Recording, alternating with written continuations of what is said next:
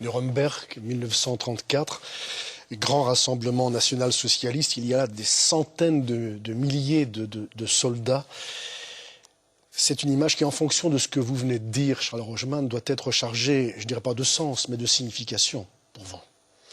Oui, bien sûr, elle a une double signification. La première, la plus banale, évidemment, c'est qu'elle rappelle un peu cette époque de la guerre, de la Deuxième Guerre mondiale où a péri ma famille, à cause effectivement du nazisme.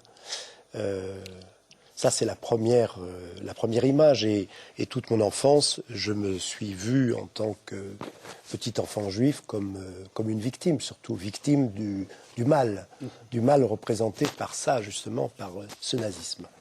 Et puis après beaucoup d'années, j'ai vraiment voulu comprendre. Je suis parti en Allemagne, j'ai travaillé en Allemagne, j'ai épousé une femme allemande, j'ai eu des enfants en Allemagne. Et donc j'ai fréquenté les Allemands, connu les Allemands qui sont des êtres humains comme les Juifs ou comme d'autres encore, évidemment. Comme ceux qui sont là sur cette photo. Comme ceux qui sont là sur cette photo. Et donc j'ai voulu comprendre. Et petit à petit, il m'est apparu que cette parade, ces parades nazies, en fait, répondaient à des besoins de l'être humain, à des besoins fondamentaux de grandeur, d'héroïsme, j'emploie des mots forts intentionnellement, de dignité, de lien avec les autres. C'est-à-dire que je pense que l'être humain a ses besoins et que lorsque ces besoins ne sont pas satisfaits dans une société, eh bien, il va chercher à les satisfaire dans ce type d'élan collectif qui donne justement de la dignité, de la grandeur et qui donne satisfaction à ses besoins.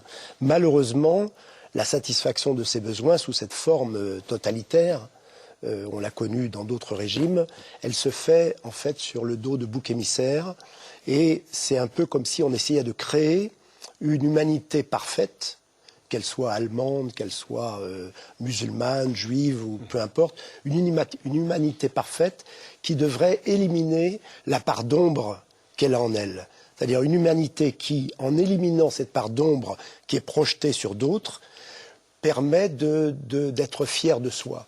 Et je pense que, même si ce besoin est légitime, je pense que nous avons besoin, aujourd'hui plus que jamais, de retrouver cette grandeur, cette dignité, mais sans bouc émissaire, et en intégrant ces ombres en nous, c'est-à-dire en acceptant que nous sommes des êtres d'ombre et de lumière.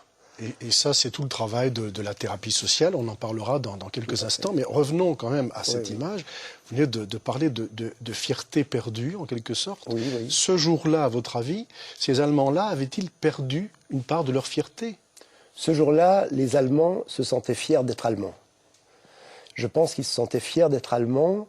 Ils avaient l'impression que leur vie avait un sens.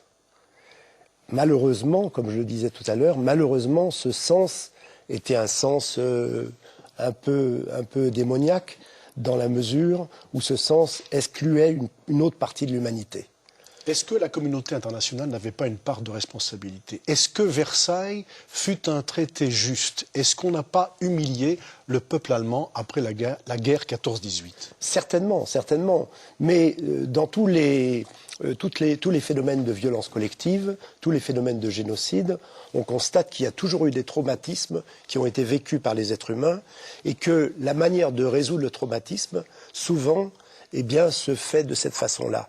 Donc ce qui est important pour moi, c'est pas simplement de condamner les génocides et les violences collectives, mais c'est de voir quelles sont les conditions qui permettent l'irruption de tels phénomènes dans l'histoire des sociétés humaines.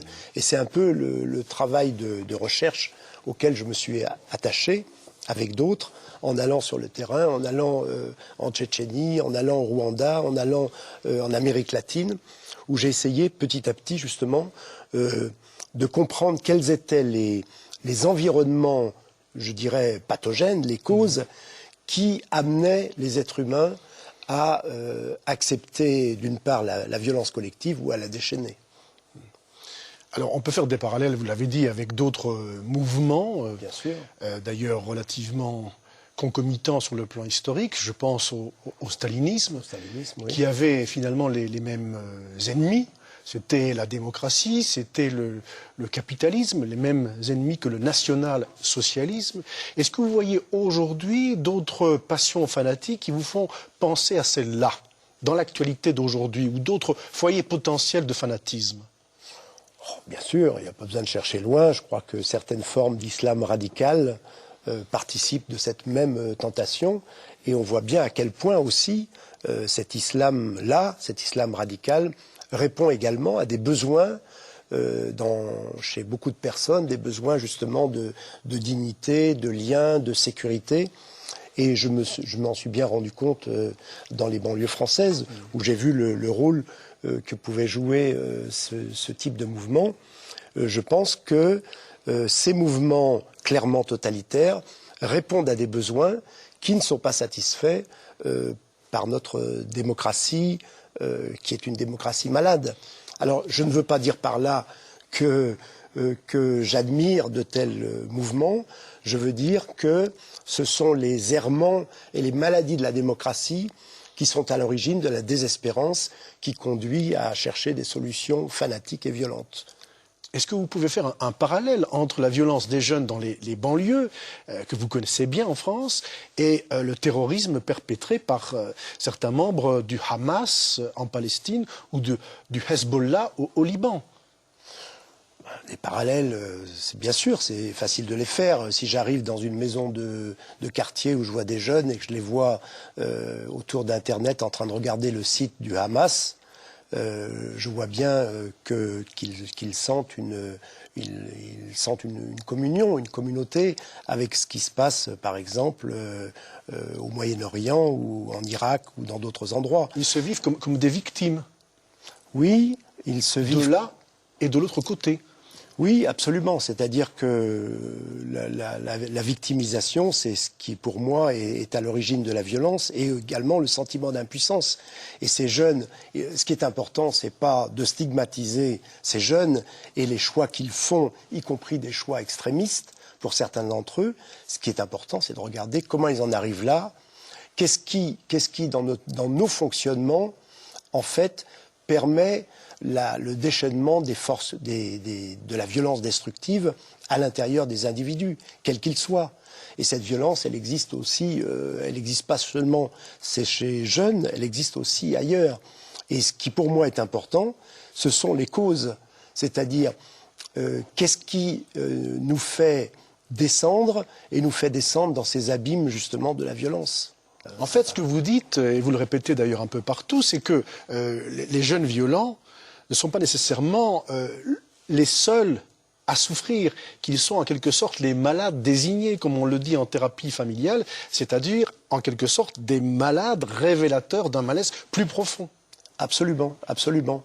En thérapie familiale, on parle de malades désignés pour dire qu'une personne montre des symptômes les plus pathologiques, mais qu'en fait c'est tout le corps social, tout le corps familial plutôt qui est malade, et je pense qu'il en est de même dans la société. Je pense que les symptômes les plus visibles des violences dans la société révèlent une violence profonde qui est dans l'impossibilité de vivre ensemble et de travailler ensemble, qui est manifeste aujourd'hui dans toute la société.